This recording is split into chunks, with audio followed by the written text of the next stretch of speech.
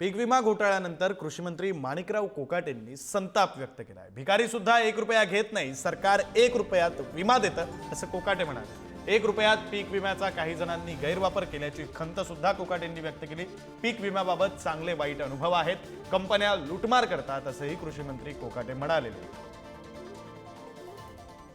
तसा विचार केला तर तुम्ही मला साधा कसं सांगा, भिकारी सुद्धा 1 रुपया घेत नाही हो, आणि आम्ही 1 रुपयावर विमा देतो गव्हर्नमेंट, त्याचा गैरफायदा लोकांनी घेण्याचा प्रयत्न केला आणि अशा प्रकारचे गैरप्रकार की बाकीच्या राज्यातल्या लोकांनी ऑनलाईन अर्ज दाखल केले, त्यामुळे अर्ज खूप साचले, खूप फोपावले आणि त्यातून असं वाटतं की आता हे पीक विमा योजना खूपच चांगली आहे की काय। पण प्रत्यक्षात चौकशी केल्यावरती आम्हाला कळलं की आम्ही 4 लाख अर्ज हे नामंजूर केलेले आहेत। सरकार त्याच्यामध्ये कुठेही अडचण आलेली नाही, पण अशा पद्धतीचे लोक अर्ज भरतात, कुणीतरी शेती केंद्रावाले हे सगळे उद्योग करत असावेत असं माझा अंदाज आहे। त्याची चौकशी सुरू आहे, त्याच्यावर काही लोकांना कारवाई करायला सांगितलेली आहे, पण याच्यात सुधारणा करणं आवश्यक आहे।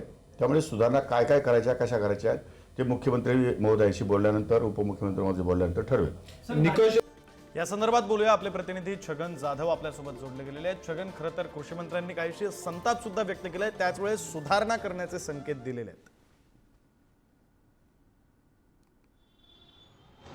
नक्कीच विक्रांत, कृषी मंत्री जे आहेत ते आज अमरावती दौऱ्यावर आहेत। त्यांनी कृषी विभागातील नियोजन भवनामध्ये कृषी विभागाचा आढावा ते घेत आहेत आणि त्यानंतर ते कृषी प्रदर्शनाला देखील भेट देणार आहे आणि या दरम्यान त्यांनी माध्यमांशी ज्यावेळी चर्चा केली त्यावेळी सांगितले की या सरकारने 1 रुपयात पीक विमा दिलेला आहे, 1 रुपया भिकारी सुद्धा घेत नाही अशी खंत देखील त्यांनी व्यक्त केलेली आहे। यासोबतच जर बघितलं तर कृषी विभागात पीक विम्याच्या संदर्भातल्या जे काही आढावा घ्यायचे आहेत ते तर आम्ही मुख्यमंत्री आणि उपमुख्यमंत्र्यांसोबत घेणार आहोतच, मात्र पीक विमा योजना ही बंद करणार नाही आहोत, याला सुधारण्याची गरज आहे आणि ते सुधारणा देखील यामध्ये करण्यात येणार आहेत। विशेष म्हणजे शेतकरी आणि कृषी सहाय्यकांचा जो समन्वय होत नाही तो समन्वय घडून आणण्यासाठी त्यांनी एक सिरीज नंबरची जारी केलेली आहे आणि त्याच्या संदर्भात जे आहे ते सिरीज देखील लवकर ते अधिकारी कर्मचाऱ्यांना देणार आहेत। कृषी मंत्र्यापासून तर थेट कृषीच्या शेवटच्या कर्मचाऱ्यापर्यंत एका सिरीजमध्ये हे नंबर असतील आणि हे कायमस्वरूपी नंबर असतील, म्हणजेच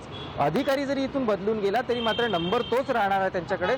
अशा पद्धतीचे शेतकऱ्यांच्या थेट अधिकारी असतील किंवा कर्मचारी असतील कृषी विभागाचे त्यांचा संपर्क होईल अशा पद्धतीच्या सूचना देखील त्यांनी या संदर्भात दिल्याचं आपल्याला पाहायला मिळालेलं आहे। एकंदरीत जर बघितलं तर यावेळी पीक विम्यांमध्ये घोटाळा होणार नाही याची पूर्णपणे काळजी देखील घेणार असल्याचं मत यावेळी माणिकराव कोकाटे यांनी व्यक्त केलेलं आहे। विक्रांत, बरं, धन्यवाद छगन या सगळ्या सविस्तर तपशिलांसाठी।